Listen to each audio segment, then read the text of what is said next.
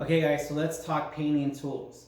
Now remember, this is going to be established by your PB&J, your PB&J, your project, your budget, and your job size. Your project, your budget, and your job size. If you're a homeowner doing your own repairs, doing your DIYs, don't go broke trying to fix your own stuff. You know, a lot of this for the smaller repairs, you can get a lot of this stuff at Walmart, pretty inexpensive. For your medium to bigger jobs, you're going to want to look at Lowe's and Home Depot for your stuff. So not everything's going to fit in the screen, so I'm going to try to just bring it up as we go along. So starting off, you're going to need a brush, okay? Typically, they have two types of brushes. They have an angled brush, which has an angled head, and then they have your squared off brush. I wouldn't go any smaller than a 2.5, and I wouldn't go any bigger than a 3-inch for when you're doing your angles and you're cutting in, and I'll explain what cutting in is later. But unless you have something really small, you don't need anything smaller or bigger than this.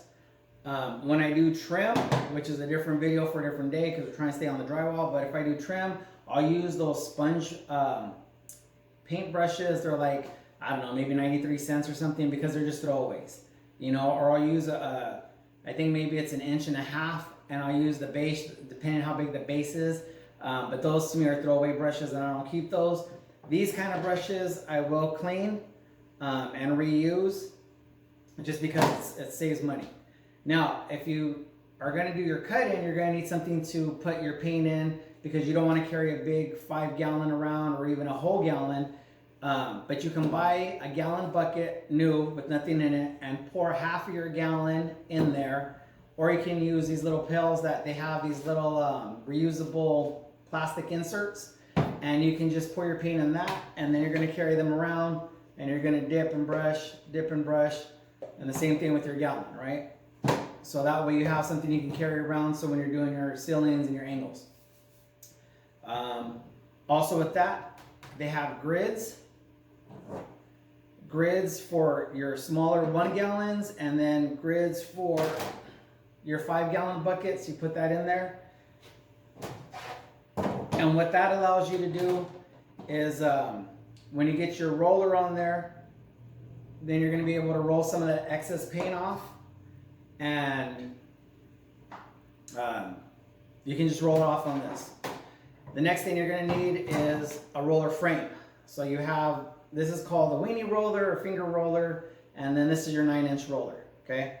So depending on your job size, I also have an 18-inch roller that I use for bigger jobs.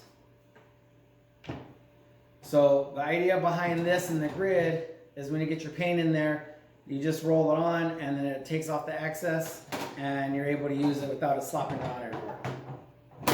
So back to the roller sleeves. This is a weenie roller for smaller items that you have. These are your typical 9-inch rollers for your, I mean, this is going to be mostly what you guys are going to use. And then if you have big jobs, you're going to use the 18-inch ones. Now, if you're going to use one of these, obviously this is not going to fit into a 5-gallon bucket. So I use this. This is actually for mixing cement, but it actually fits my roller in here, and I can just use that. And I just pour the paint into this, and then I just roll this into here and then put it on the walls. Another thing is a screen can come in handy. If your paint is old or you need to pour up because you have chunks in there. So besides your paint that you're going to use, you're going to want an extra bucket, you know, your paint bucket and an extra bucket, so that way you can dip into it. I think that's about it. And then let me go over a couple of the different things on these rollers, or the sleeves. I did forget poles. You need a painting pole. And you saw this in one of my other videos when I was sanding. I use these interchangeably. Sanding poles and painting poles are the same thing. I have a smaller one. I think this is a 2 foot to 4 foot. And then I have my longer one. I think this is like a 4 foot to 8 foot. There's times I've gone on jobs and I've forgotten to bring one of my poles. So I'll use a broom handle. As long as it has the threading that I can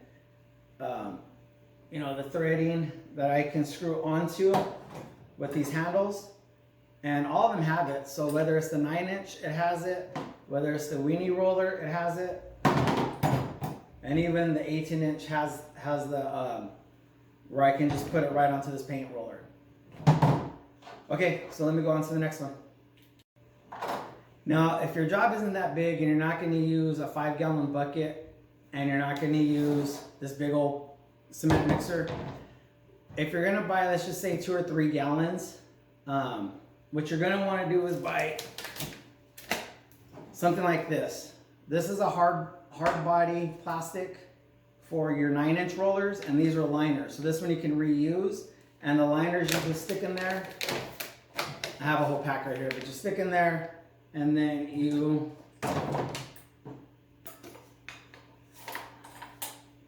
pour your paint, obviously, and then you just roll it in there. And in here, it has a little bit of a grid, like I was talking about with this, the grid over here. It has a grid that you can actually wipe the excess off.